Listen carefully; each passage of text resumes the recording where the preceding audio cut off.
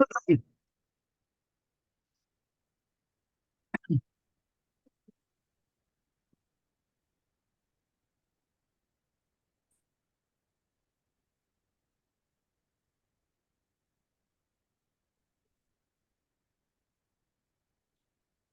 Assalamualaikum warahmatullahi wabarakatuh.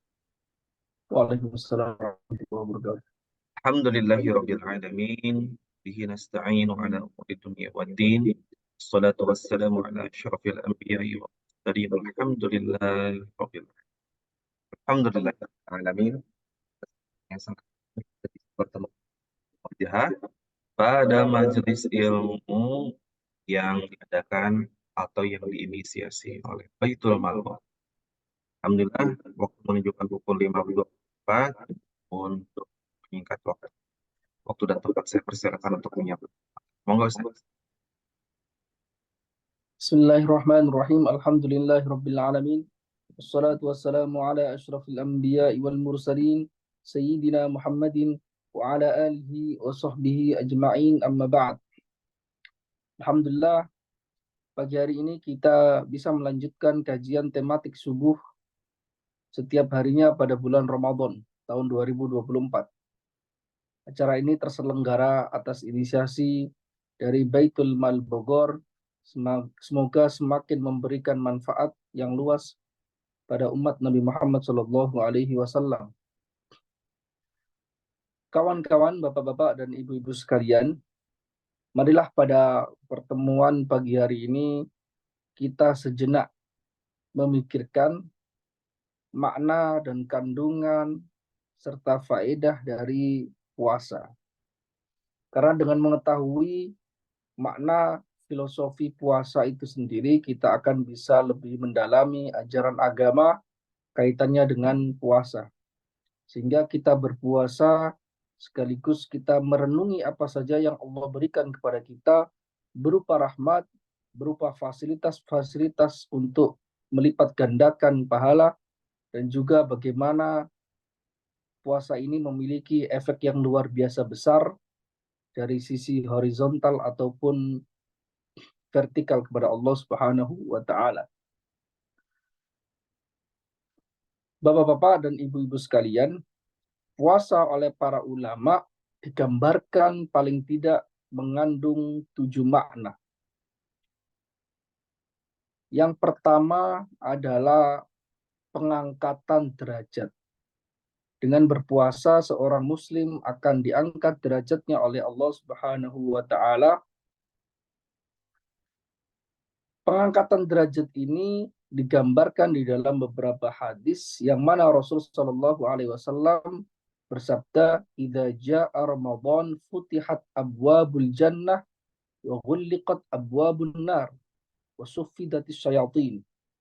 Jika telah datang bulan Ramadan, maka seluruh pintu-pintu surga terbuka. Ditutuplah pintu-pintu neraka dan juga dibelenggu setan-setan. Artinya kita dipersilahkan oleh Allah seluas-luasnya agar memasuki surga, dipersempit seluruh pintu menuju neraka. Artinya kita dinaikkan derajatnya oleh Allah Subhanahu wa taala. Pada suatu yang lain, Rasul Shallallahu Alaihi Wasallam menggambarkan bagaimana peningkatan derajat yang dialami oleh orang yang berpuasa ketika Rasul mengatakan kullu amal ibni Adam yudha'af al hasanatu asyru amthaliha ila sab'i mi'ati dhi'fin. Setiap perbuatan umat manusia dilipat gandakan. Satu kebaikan sama dengan 1000 kebaikan hingga 700 lipat pahalanya. Namun di dalam kaitannya dengan puasa, Allah Ta'ala illa sawm fa innahu li wa ana ajzibi. Kecuali puasa, karena puasa hanya milikku dan aku sendiri yang aku membalasnya. Sehingga kaidahnya semua perbuatan dilipat gandakan sampai 700 lipat kecuali puasa. Dia tidak terbatas pahalanya karena menggambarkan kecintaan menggambarkan pendekatan peningkatan derajat yang luar biasa. Ketika ada jaminan yang memberikan pahala langsung Allah Subhanahu wa taala, itu berarti level peningkatan derajatnya di atas amal perbuatan yang lain. Yada'u syahwatahu wa tu'amahu min ajli. Orang berpuasa meninggalkan syahwat dan makannya hanya demi aku. Sebagaimana digambarkan dalam hadis qudsi. Sehingga karena keikhlasan inilah yang meningkatkan derajat. Jadi amal perbuatan seorang hamba bisa sama bentuknya, yang membedakan adalah kualitas keikhlasan. Bagaimana tidak? Seorang berpuasa tidak ada seorang pun yang bisa menebaknya apakah dia benar berpuasa atau tidak. Karena yang tahu dia berpuasa atau tidak hanyalah dia dan Allah Subhanahu wa taala. Bisa saja dia makan dengan sembunyi, kemudian dia hapus seluruh jejaknya, kemudian dia tetap mengaku berpuasa. Karena itu amal ibadah puasa itu amal ibadah yang luar biasa, khusus, spesial, hanya demi Allah Subhanahu wa taala. Itu makna pertama yang disebutkan oleh para ulama. Makna berikutnya yang terkandung dalam ibadah puasa adalah takfirul khotiat. Apa itu? Yaitu menggugurkan dosa-dosa dan kesalahan. Rasul memberikan jaminan dalam persoalan ini dengan bersabda, Ramadan ila Ramadan mukaffiratun ma bainahun idza tunibatil kabair. Ramadan satu kepada Ramadan lainnya diantaranya adalah penghapus semua dosa-dosa diantaranya.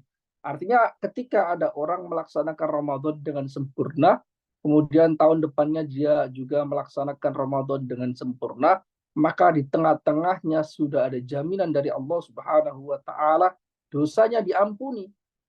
Namun dengan catatan idza tunabatil kabair, dengan catatan dosa besar ditinggalkan, karena dosa besar itu memiliki treatment yang khusus, harus ditobati. Kalau terkait dengan hak adami ataupun hak-hak yang lain harus dikembalikan dan meminta ridhonya dari orang yang bersangkutan. Itu makna yang kedua kaitannya dengan penghapusan dosa. Sebagaimana orang sholat Jumat, antara sholat Jumat satu dengan yang lainnya ada penghapusan dosa. Ini levelnya lebih besar. Antara satu Ramadan dengan Ramadan berikutnya, artinya 1 tahun. Bukan hanya 1 minggu, bukan hanya satu bulan. Demikian. Kemudian makna berikutnya adalah kasrus syahwat. Melemahkan hawa nafsu. Melemahkan syahwat. Mengapa di dalam puasa itu melemahkan syahwat, hawa nafsu? Karena haus, lapar itu bisa memecah, menurunkan level dari keinginan untuk bermaksiat. Karena itu Rasulullah SAW ketika memberikan petunjuk bagi para pemuda yang tidak mampu untuk menikah, maka dianjurkan berpuasa. Ya ma'syaras sabab, man istata'a minkumul ba'ah falyatazawwaj, fa innahu aghaddu lil basari wa ahsanu lil farji. Wa man lam yastati' fa 'alaihi bis-shaum fa innahu lahu wija'. Wahai sekalian pemuda, siapapun yang mampu di antara kalian biaya untuk menikah, sedangkan kalian sudah berkeinginan untuk menikah, falyatazawwaj, maka hendaklah dia menikah. Karena menikah bisa menundukkan pandangan dan menjaga kemaluan. Namun bagi mereka yang tidak mampu untuk secara materi untuk memberikan mahar dan biaya-biaya yang lainnya, maka Rasul memberikan petunjuk, fa'alaihi bis-shaum, hendaklah dia berpuasa. Mengapa? Karena puasa menjadi penjaga. Dengan berpuasa, hawa nafsu yang terlalu tinggi akan dikekang, akan dibatasi sehingga berjalan sesuai dengan apa yang digariskan oleh Rasul Shallallahu Alaihi Wasallam. Itu adalah makna puasa yang luar biasa baik. Kemudian ada makna yang lain yang juga disebutkan oleh para ulama kaitannya dengan berpuasa. Makna dari puasa adalah kita menahan diri dari lapar dan haus dan juga hal-hal yang membatalkan. Namun ada makna yang menarik yang disebutkan para ulama kaitannya dengan puasa, yaitu takfirus sodaqat. Dengan berpuasa, indikasinya akan memperbanyak sedekah. Bagaimana itu? Karena orang yang berpuasa, biasanya ketika lapar, dia akan mengingat-ingat apa perasaan dia ketika lapar. Sehingga ketika dia melihat orang kelaparan, orang miskin yang tidak mampu untuk membeli makanan, maka dia tergerak hatinya untuk memberikan sedekah kepada dia. Artinya apa? Dengan kita berpuasa, kita mengingat saudara-saudara kita yang kesusahan bukan hanya di bulan Ramadan, tapi juga di seluruh bulan-bulan sepanjang tahun. Sehingga lebih menghaluskan hati kita, empati kita semakin tinggi, sehingga mendorong seseorang memperbanyak sedekahnya. Dan ini terbukti di Indonesia ataupun di seluruh dunia, di Mesir yang saya tahu, juga banyak sekali sedekah itu luar biasa besar dilakukan oleh umat-umat Islam seluruh dunia ketika puasa. Hal ini tidak terjadi di bulan selain puasa. Karena ketika empati seorang muslim sudah ditreatment oleh Allah dengan puasa, maka dia semakin meningkat. Itulah mengapa orang yang berpuasa hatinya semakin lembut, empatinya semakin tinggi, jiwa sosialnya semakin terlatih. Sehingga orang yang rajin berpuasa cenderung untuk amal sosialnya lebih luar biasa dibandingkan orang yang jarang berpuasa. Demikian. Ada makna berikutnya yaitu yang terkandung dalam puasa, yaitu rasa syukur kita kepada Allah Subhanahu wa taala. Mengapa demikian? Dalam sebuah hadis yang sangat populer yang sering disampaikan para khotib, lis-shaim farhatun inda fitrihi wa farhatun inda liqa'i rabbih. Orang berpuasa akan mendapat jaminan dari Allah Subhanahu wa taala minimal 2 kebahagiaan. Kebahagiaan pertama ketika dia berbuka puasa. Ada perasaan gembira ketika setelah menyelesaikan sebuah misi dari Allah Subhanahu wa taala dan dijamu oleh Allah Subhanahu wa taala dengan diperbolehkan berbuka. Kita telah membasahi kerongkongan kita dengan berbuka.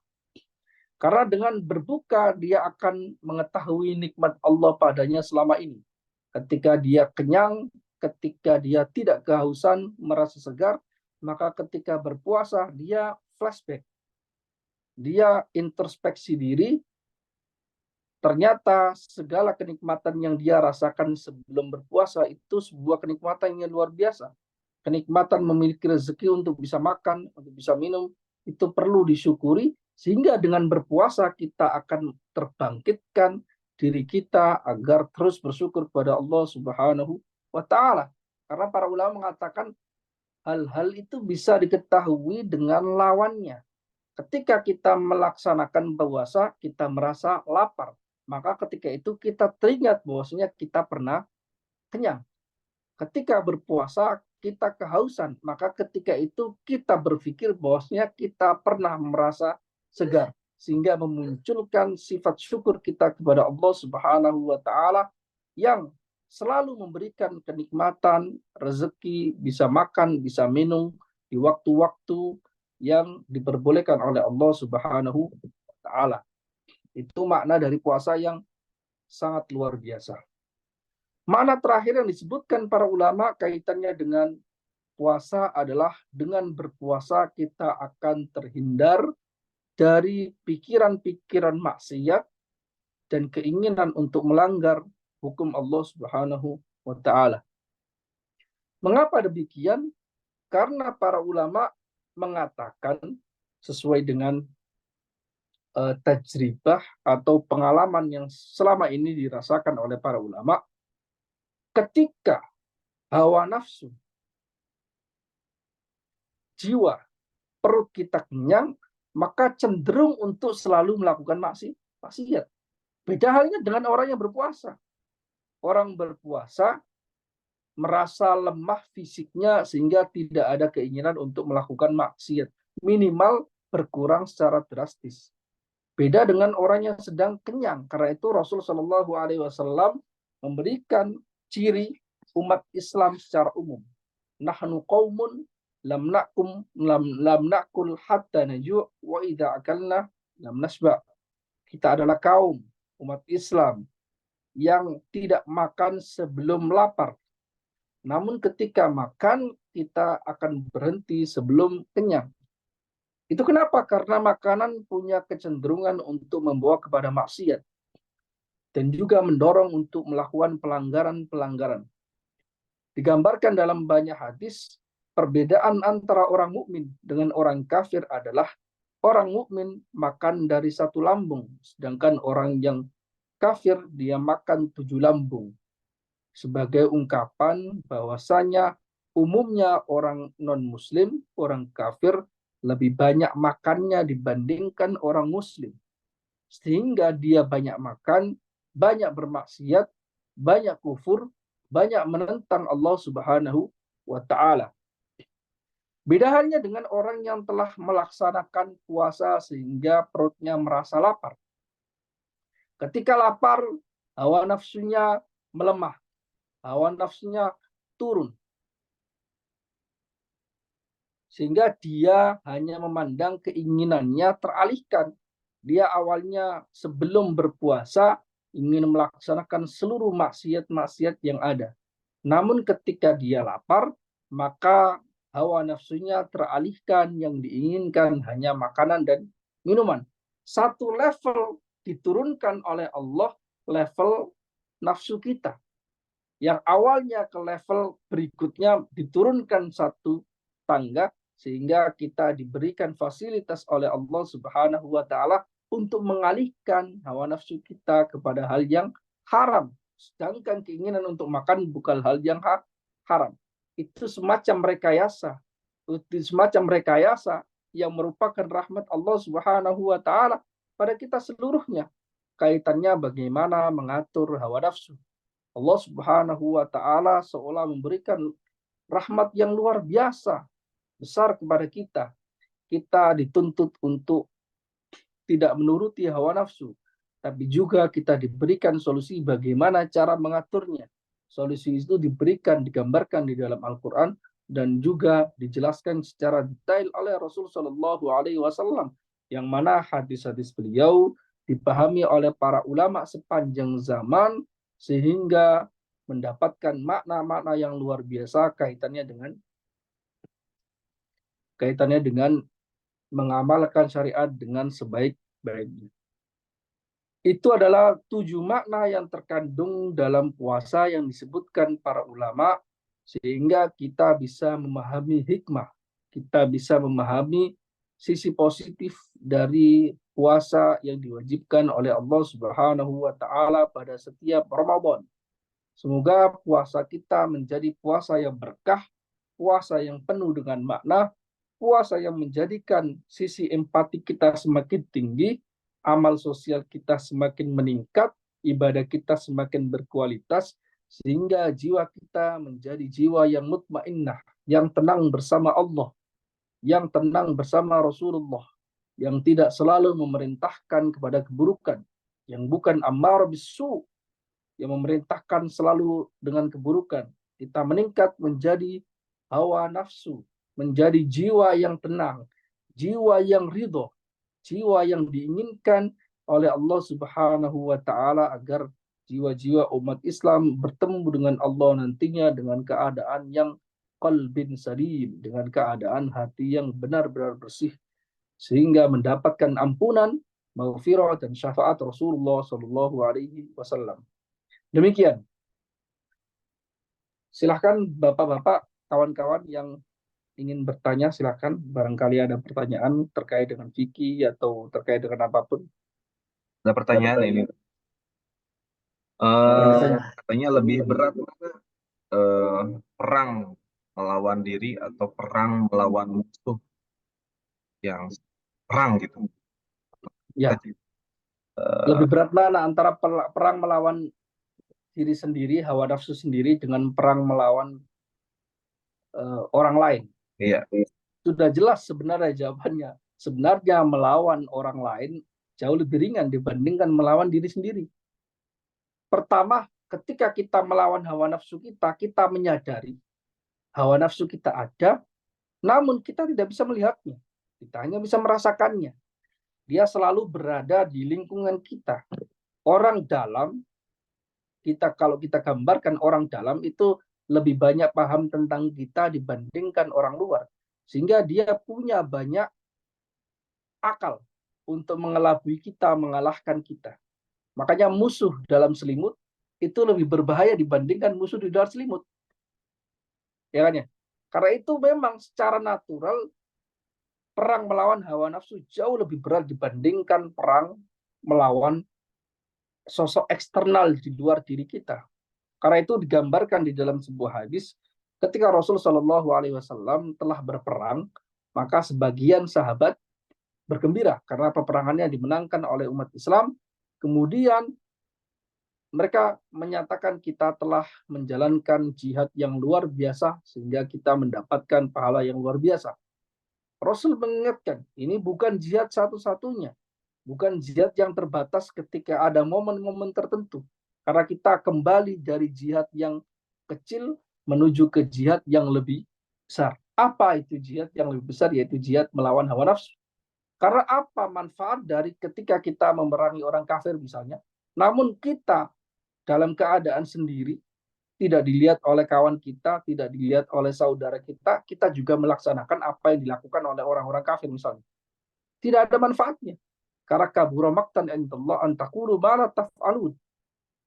Kamu sungguh besar dosa orang yang berkata namun tidak melaksanakan isi dari perkataannya. Semoga kita diberikan taufik oleh Allah Subhanahu wa taala agar bisa menjalankan hal ini sesuai dengan keadaan luar sama dengan keadaan dalam. Kita tidak lebih soleh omongannya dibandingkan perbuatan aslinya.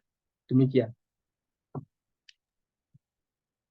bila marah itu merupakan hal yang dari pada bulan Ramadan. Kira-kira marah yang versi dibolehkan, versi Ramadan itu seperti apa? Karena kan Marah ya. ada apa namanya, ada beberapa perang besar kan bulan Ramadan seperti perang Badar. Jadi begini, kaitannya dengan marah, kaitan dengan emosi dan sebagainya itu tidak bisa lepas dari manusia ya. Jadi marah, karena itu misalnya Imam Al-Ghazali di dalam kitab Ihya Ulumuddin sebagaimana dirangkum oleh beliau dari banyak hadis dan juga pelajaran dari para ulama, beberapa sifat-sifat yang perlu dimiliki oleh umat Islam, umat manusia agar menjadi sempurna. Di antaranya itu marah. Marah diciptakan oleh Allah bukan tanpa faedah. Tapi ada faedahnya. Seluruh hawa nafsu kita tidak diperintahkan oleh Allah untuk dimatikan. Hawa nafsu kaitannya dengan syahwat untuk makan, syahwat untuk minum, emosi, sabar dan sebagainya. Itu kaitannya dengan sesuatu yang ada manfaatnya. Hanya saja ketika tidak terbendung, ketika tidak terlatih untuk mengekangnya, maka dia bisa keluar di saat-saat yang tidak dibutuhkan. Sehingga sebenarnya marah itu dibutuhkan. Orang yang memiliki amarah pada dirinya, orangnya semangat. Misalnya dia melihat sesuatu kezaliman, maka dia marah dirinya sehingga bisa merekayasa emosi itu, sehingga mendorong orang untuk bergerak. Jadi orang bergerak aktif dalam kegiatan sosial itu muncul dari rasa marah sebenarnya, tapi marah yang telah terkontrol. Namun marah ketika tidak dikontrol, tidak dilatih, itu berbahaya. Karena dia marah di saat-saat yang tidak tepat, yang tidak mempertimbangkan secara rasional efek negatif yang ditimbulkan. Malah justru oleh Imam Al-Ghazali, marah yang tidak terkendali itu efeknya negatif. Ada juga level marah yang sangat sedikit, itu juga tidak baik. Karena yang baik adalah tengah-tengah antara terlalu berlebihan marah dan terlalu sedikit marah. Orang yang memiliki sifat marahnya terlalu sedikit, dia tidak tergerak dengan keadaan sekitar. Dia tidak abai, dia abai acuh tak acuh dengan keadaan sekitar. Karena dia tidak ada emosi yang berkembang sehingga menggerakkan dia untuk melakukan perubahan. Perubahan apapun diawali dengan emosi. Dalam arti emosi yang telah terkontrol, emosi-emosi ketika bisa dilatih akan menggerakkan banyak manusia. Ada sebuah kisah yang luar biasa besar menunjukkan bagaimana Rasulullah SAW berhasil mendidik para sahabatnya, mengatur emosinya sehingga terkendali dengan cara yang sangat luar biasa. Ketika itu Sayyidina Ali berperang dengan orang kafir dalam salah satu peperangan. Berperang pedang. Ketika di detik-detik terakhir, Sayyidina Ali karena sangat mahir dalam berperang, dia mau mengalahkan musuh itu sehingga hanya perlu satu gerakan saja Sayyidina Ali bisa menebas musuhnya, orang kafir ini. Namun di detik terakhir juga Sayyidina Ali diludahi oleh orang yang telah tersungkur itu. Bukannya Sayyidina Ali malah marah, malah semakin menebas, tapi Sayyidina Ali malah menghentikan pedangnya, tidak jadi menebas musuhnya. Orang yang terjatuh ini malah heran, kenapa kamu saya hina, saya ludahi, kamu malah tidak terus memerangi saya sampai memancung saya ketika itu. Karena ketika Sayyidina Ali menjawab, karena ketika saya diludahi, maka emosi saya tumbuh. Emosinya meningkat.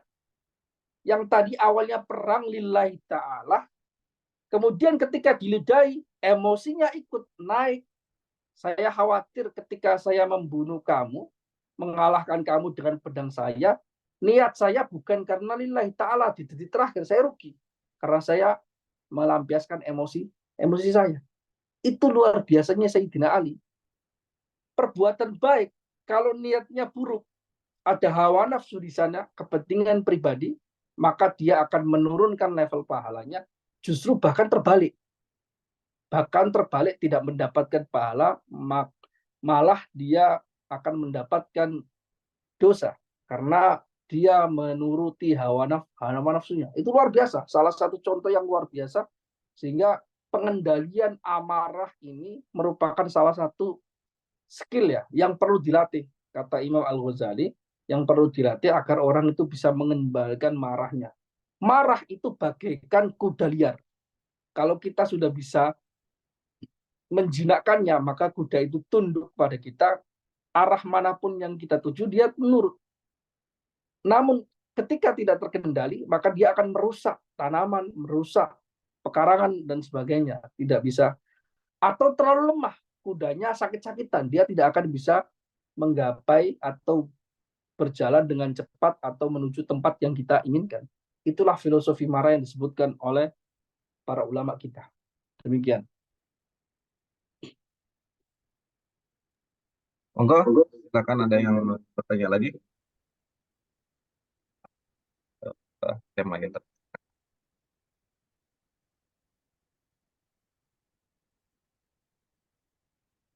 Oh, Ustaz, diambil kesimpulan, Ustaz.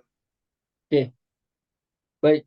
Kesimpulannya adalah puasa memiliki banyak faedah, banyak makna, yang mana keutamaan-keutamaan dalam kaitannya dengan puasa itu karena mengandung banyak manfaat yang perlu digali oleh kita. Kita perlu renungi, kita perlu membaca, kita perlu untuk mendengar dari para ulama, para guru kita, dan hadis Rasul Shallallahu Alaihi Wasallam yang memberikan gambaran yang luar biasa bagi orang yang berpuasa. Sehingga puasa ini mendorong kita untuk semakin baik, la'allakum tattaqun, semakin meningkat level keimanan kita, dan puasa itu menjadi salah satu momentum tonggak perubahan kita menjadi ke arah yang lebih baik, dengan pengendalian emosi, dengan pengendalian empati, peningkatan empati, meninggalkan terbiasa untuk mengatur hawa nafsu, sehingga kita bisa lebih baik lagi ke depannya.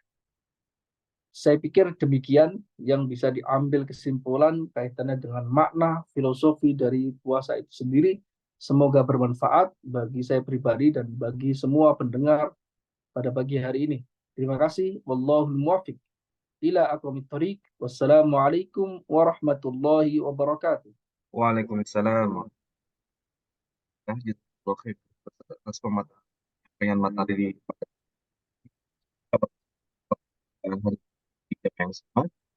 Atur nuhun. Wassalamualaikum warahmatullahi wabarakatuh. Waalaikumsalam warahmatullahi wabarakatuh.